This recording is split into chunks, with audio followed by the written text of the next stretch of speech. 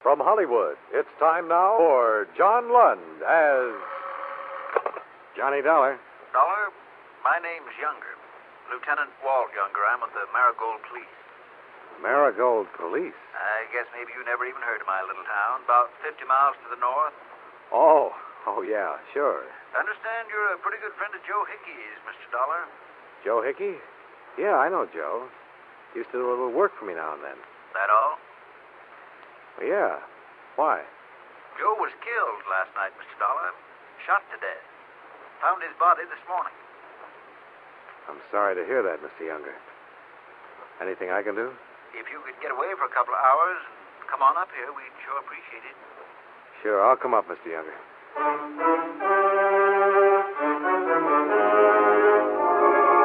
John Lund in a transcribed adventure of the man with the action-packed expense account. America's fabulous freelance insurance investigator. Yours truly, Johnny Dollar.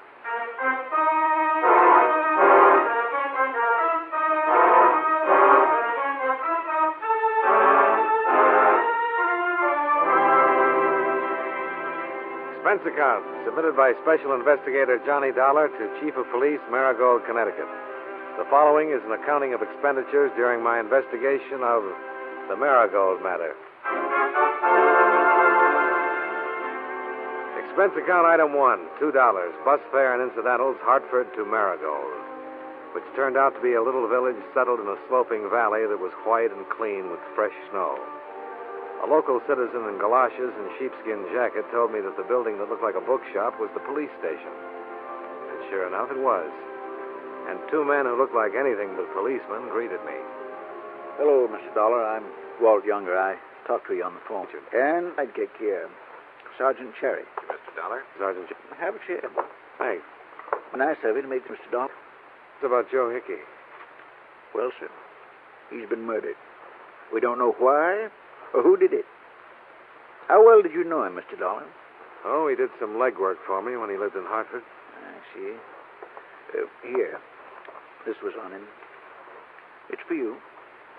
What? We found it on his body. Go ahead, open it.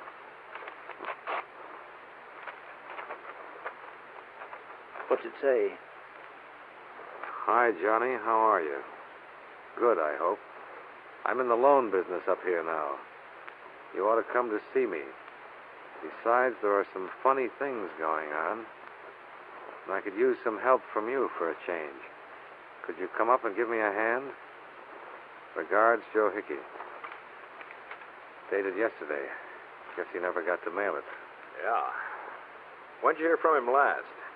Oh, it must be 2 years anyway. Any idea why anybody would kill him? No, none at all, Sergeant. Well, neither have we, Mr. Dollar. But we wanted to talk to you before anybody. With that letter and all, it looked like a pretty good place to start. Well, I'm sorry I'm not more help, Lieutenant.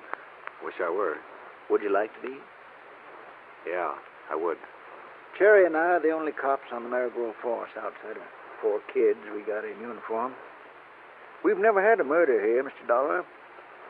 We don't have a lot of facilities for this kind of thing in my little town. Well, if that letter had been mailed, I'd probably be here right now anyway, Mr. Younger. Hickey was a nice little guy. I'd like to help.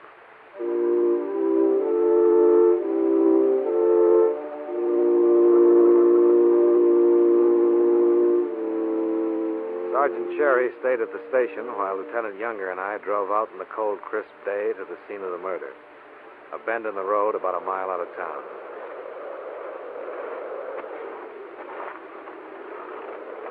Found his car parked over there. Passerby saw it and reported it. Uh-huh. I figure he drove out with whoever killed him. Could he have met the killer here? Well, no prints in that snow over there. Of course, snow's awful dry and the wind blowing. Tracks could be covered, too. Wind enough to cover a gunshot, you think? I think so, yeah. What did you find on him? Everything. It wasn't robbery, it was something else. Maybe revenge. How's that? Well, I don't know, Mr. Dollar. Joe Hickey was in the loan business. He might have made some enemies. Can you think of any offhand? No, not yet. Can you? No. Any old ones over in Hartford? Not that I know of. Bullets came in at close range. He must have trusted whoever did it. Where's the body? The morgue, waiting for an autopsy. Now, if I was a big city force, I'd have all that done already. And I'd have a lot of questions to ask a lot of people. But I don't have anything yet. Kind of like to peek around first and see just what kind of questions I'll want to ask when I do ask him. Well, maybe that's the best way, Lieutenant. Who saw him last? His wife. I talked to her. Ever met her? Once or twice, yeah. How'd you like to meet her again?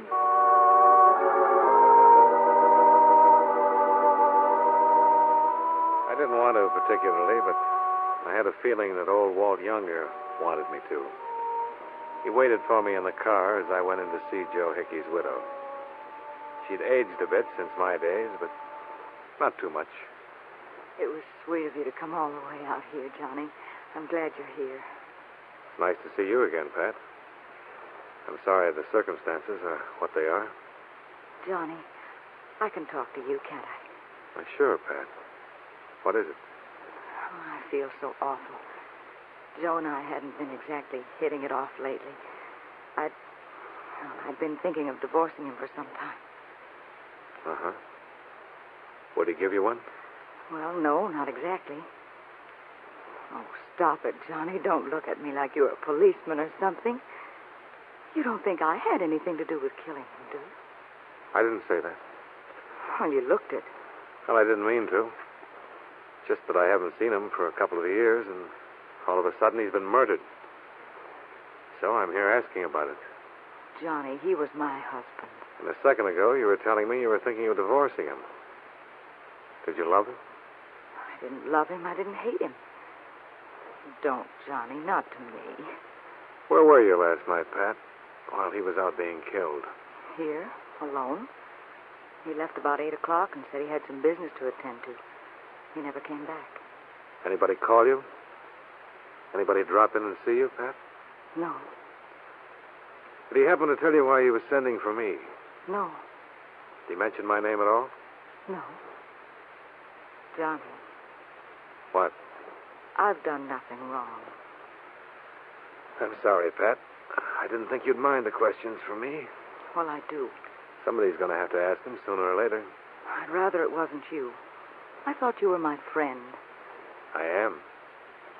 And I was Joe's friend. Please go. Okay, Pat.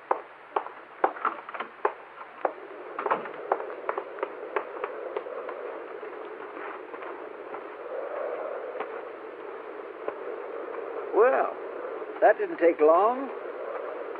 Not very pleasant, huh? No.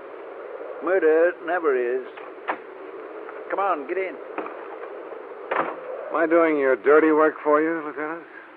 Well, now it all depends on how you look at it. For me, or for him, either one. This stuff's got to be done. Only so many people in this town, and one of them killed him.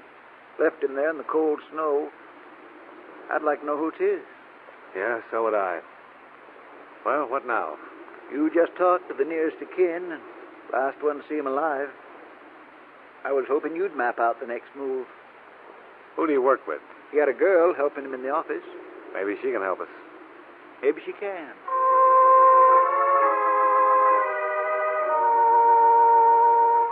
Her name was Vivian Asher.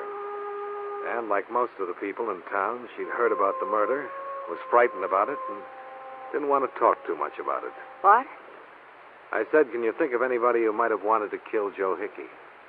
Everyone makes friends and enemies. Tell me about his enemies. You'll find that out for yourself, Mr. Dollar. You worked with him. You were around him all the time. Did you ever hear anybody... No, I didn't. Did you know that he was worried about some situation here and that he'd written to me? No. Did you like him yourself? Yes. Anything else? Don't be ridiculous. How long did you work for him? 2 years. Did he treat you well? Fine. We got along fine. And incidentally, I didn't kill him. I was at the Shamrock Grill last night, from about 8 until 1. People saw me there. Oh. You're pretty efficient, after all. I try to be. I wish you'd loosen up on those people in town he didn't get along with. It'd help a lot. All right. What? I'll go through his files. Anyone there I can recall him arguing with or not getting along with, I'll make a note. Fair enough? Fair enough. I can't guarantee it'll be a complete list. I'd appreciate anything. Well, give me an hour.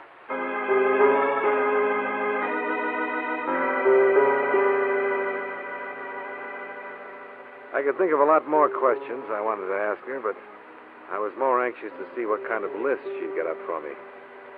And it was pretty impressive. About 35 names and addresses. Lieutenant Younger took one half, and I took the other. After 2 hours of plodding through the snowy streets of Marigold and interviewing a dozen people, I was convinced that all 35 hated Joe Hickey because he'd been pressing them for loan payments.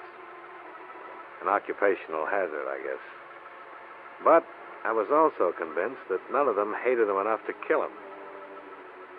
However, when I chanced into the Shamrock Bar and Grill, I met a man who was not on my list. Teal. Jim Teal's the name.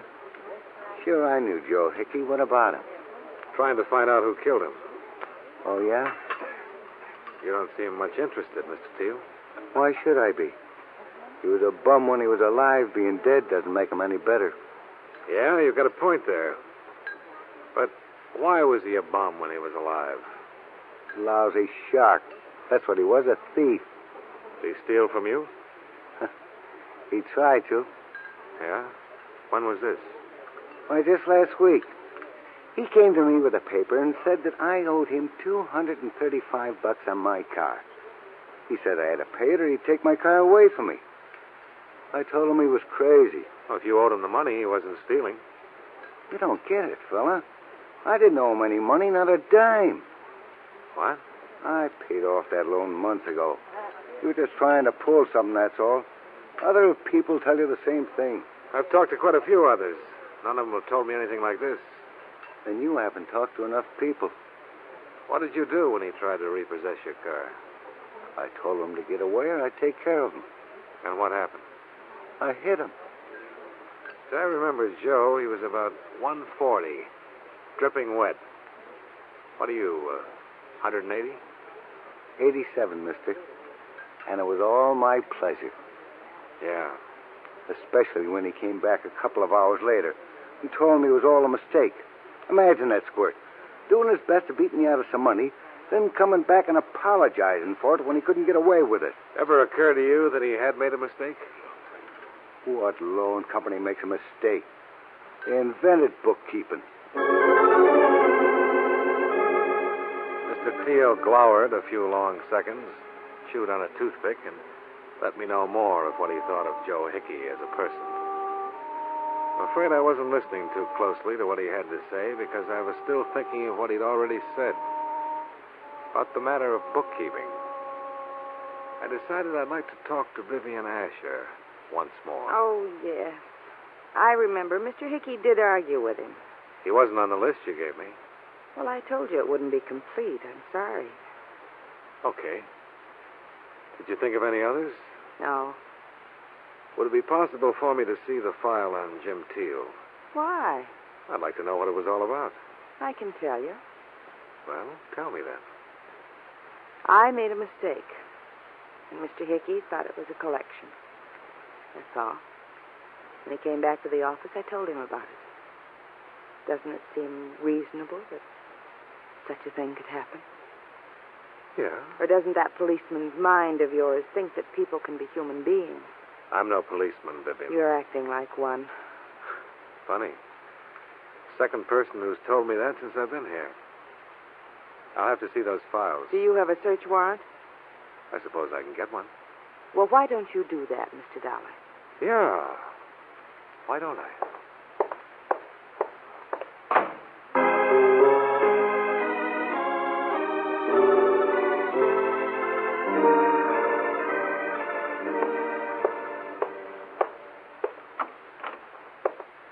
Oh, Mr. Dollar. Hi. Hello, Sergeant Cherry. Is Lieutenant Younger back yet? Not just yet. Can I help you? Yeah. Can you get me a search warrant for Hickey's Loan Company? You run across something, Mr. Dollar? Maybe. Well, I'll have to call Frank Pretorius. He's the county attorney. Might take till tomorrow morning. Oh. We're not incorporated here, you know. Not very fast. Yeah. Well, never mind. Look, I picked up this ashtray in Vivian Asher's office. There's some good prints of hers on it. Can you wire them out when you go over to the county seat? Yeah, sure. Do you think that she had it? I don't know. Just checking. Somehow I think that she might have a background. Really? After Sergeant Cherry left, I found myself holding down the desk in the Marigold police station. A light snow began to fall, and in an hour the whole town was wearing a new blanket of white. Lieutenant Younger stomped in, reported no luck, but wondered if I'd like to revisit the murder scene with him. I said I would, and we drove out there once more. Warms up when it begins to snow. Ever notice? Uh-huh. I've been thinking about it all day, Mr. Dollar. Somebody made a real mistake. How's that? They didn't expect Joe Hickey's body to be found till spring. Look, we found it right there. But if he'd fallen down over there, why, he'd have been covered with 20 feet of snow before winter was over. Yeah. Seems logical. I think maybe we'll find out a lot when they dig those bullets out of him. If we ever get 'em dug out. Things in my little town must seem awful slow to you, Mr. Dollar. We're still trying to sober up the doctor so he can play coroner. Ain't that awful? Well, if we... Lieutenant Younger fell down. I went down with him. It was dark, and I didn't know who was shooting or from where. But I did know that somewhere along the line, among those people in town, Lieutenant Younger or I had already talked to the killer of Joe Hickey.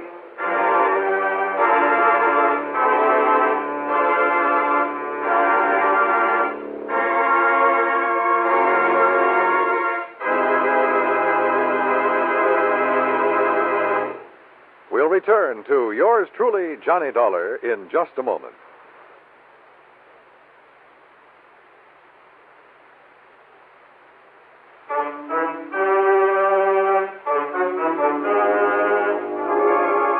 Now, with our star, John Lund, we bring you the second act of yours truly, Johnny Dollar.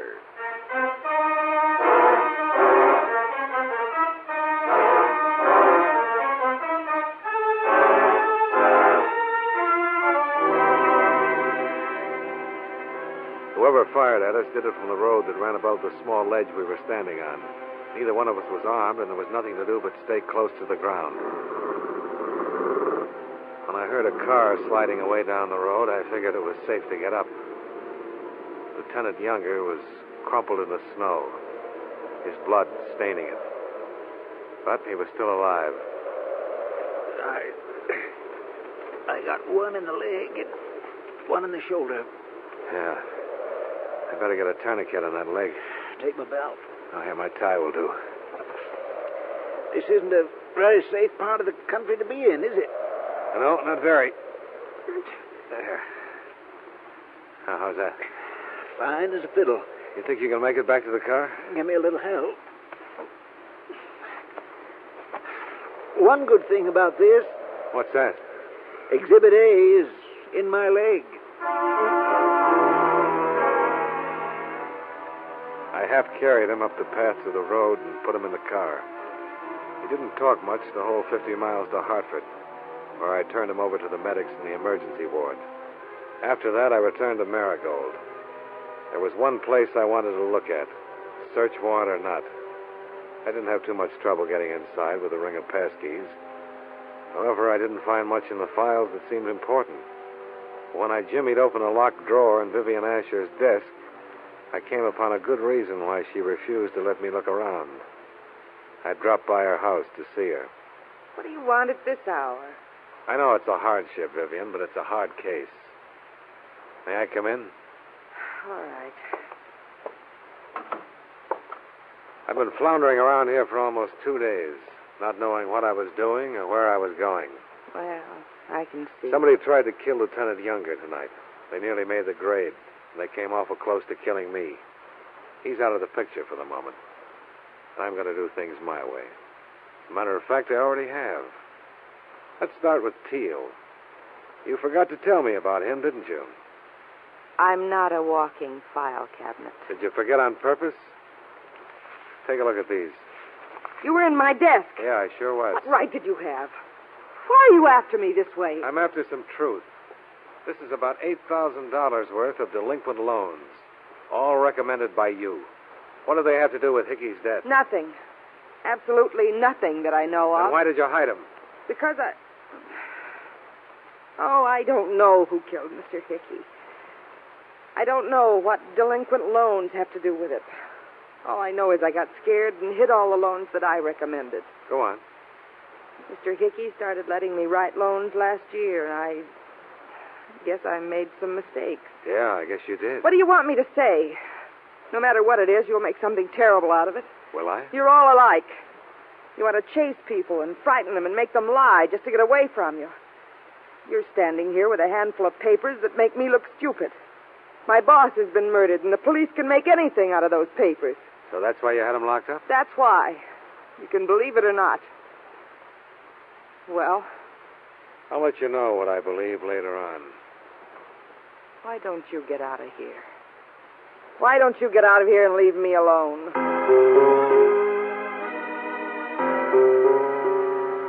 I got out of there, but I didn't leave her alone. Instead, I stepped around to the side of the house and watched her through the dining room window as she told her troubles to an unidentified party over the phone. When she hung up, I moved around to the front of the house and took a plant across the street. Nothing happened. About midnight, she turned out the lights and went to bed.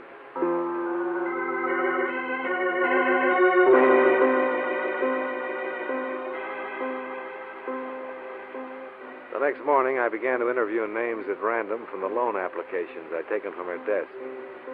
After 4 interviews, I quit, because all 4 parties involved vehemently denied being delinquent and furnished receipts to prove it. I spent an hour walking, talking to myself. Then I went back to the station with even fewer ideas as to how and why Joe Hickey had been killed. Gosh, where you been, Mr. Dollar? Oh, well, getting some things done.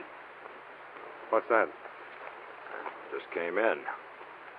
Vivian Asher. Oh? How's it look? Not good. She's from Kansas City. Let's see here. 1940 and 41, 6 arrests. Conviction in 42 for car theft. 2 years. Another conviction in 45 for shoplifting. 6 months. And then this. She's still wanted. What for? Grand larceny. Denver police. It's pretty hard to believe, huh? She's lived here at least 2 years. Well-liked. Straight as an arrow. Well, not exactly straight. Oh. You find something? Yeah. She's been writing loans delinquent and pocketing the payments for a long time now. Do you suppose Hickey caught her and she shot him? Yeah, probably that's it. Well, guess there's nothing else to do but pick her up. Guess not. You mind holding it down here? I'd like to go with you, Cherry. Okay, Mr. Dollar.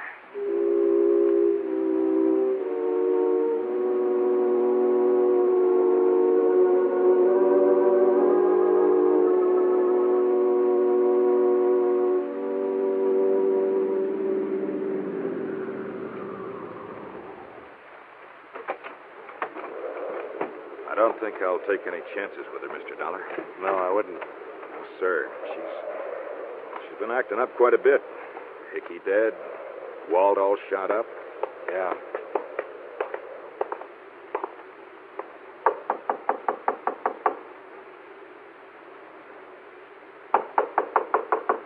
Maybe she's out. No, she's home. How do you know? Car's in the garage. There. Oh.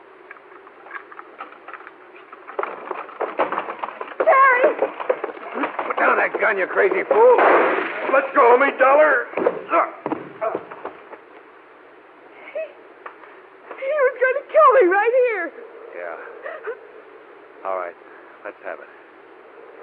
What? I just saved your life, and I want to know about him and about you. Come on.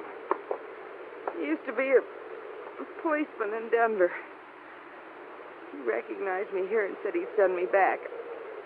I didn't write down all the collections on those loans. I gave the money to him. How about Joe? Come on, I want it now. Cherry killed Mr. Hickey. Mr. Hickey found out what I was doing and where the money was going. I only wanted to live here and be left alone. Get your coat. What? I'm taking you in.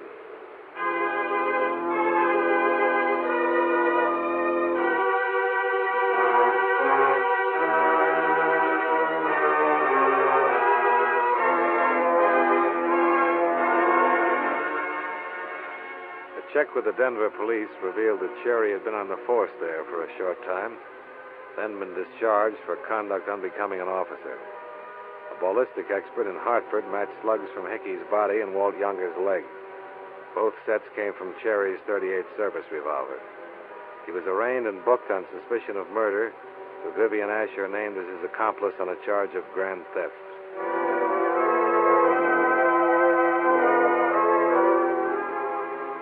Expense account item 2, same as item 1. Fare back to Hartford. Total, $4, even. Yours truly, Johnny Dollar.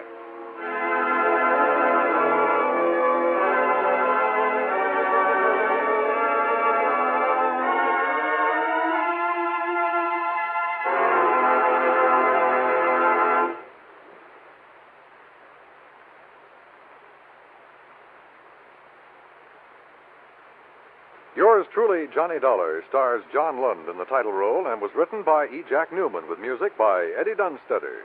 John Lund can currently be seen in the Universal International picture Just Across the Street. Featured in tonight's cast were Parley Bear, Howard Culver, Vivi Janis, Virginia Gregg, and Jim Nusser. Yours truly, Johnny Dollar, is transcribed in Hollywood by Jaime Del Valle. This is Dan Cubberly inviting you to join us next week at this time when John Lund returns as... Yours truly, Johnny Dollar.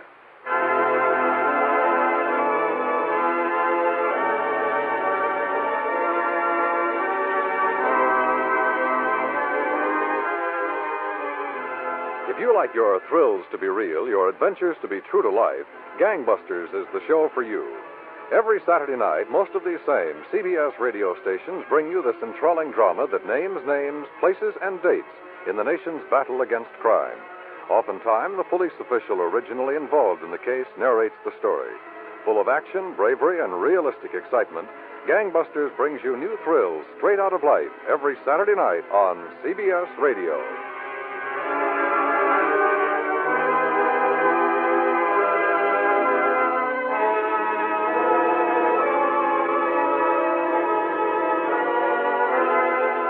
America now listens to 105 million radio sets and listens most to the CBS Radio Network.